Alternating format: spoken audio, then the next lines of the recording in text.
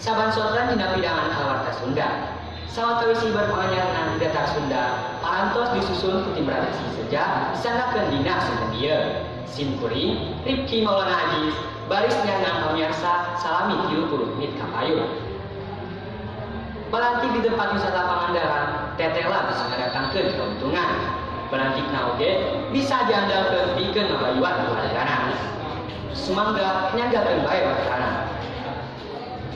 Di kawasan wisata Pangandaran, tetela tiba-tiba tukak kiwari gesalti rumah janya kasatina batu kupang pakadaran jeung kawinan. Nu dagangna horeng wae urang Pangandaran katut sabudeurana, tapi oge teu saeutik nujul naki Sumedang, Garut, Banjar, Ciamis, jeung sajabana. Salah sahiji nu dagangna teh nya tahu di Supriyatna. Urang warga Garut geus belasan taun dagang bakso cuanki di Basir Pangandaran. Nutkeun udeuh ari kuleukeun mah balantik cuanki di Basir Pangandaran teh ngadatangkeun untung anu lumayan gede.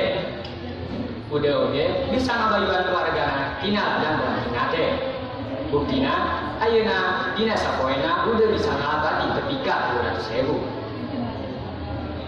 Nurutkeun udeuh jeung paragang sejenna nu dagang di Pangandaran teh boga beungheutan atawa organisasina. Eta teh saker dagangan aktif jeung aya nu ngurus mun parang aya persoalan. Pamirsa, ibar nu nembe mangrupi pidangan anu pamungkas dina warta Sunda dieu. Kalian asmana tim redaksi warta Sunda simkuring haturkeun nuhun kana perhatosanana. Insyaallah baris tepang deui dinten enjing dina pidangan anu warta Sunda.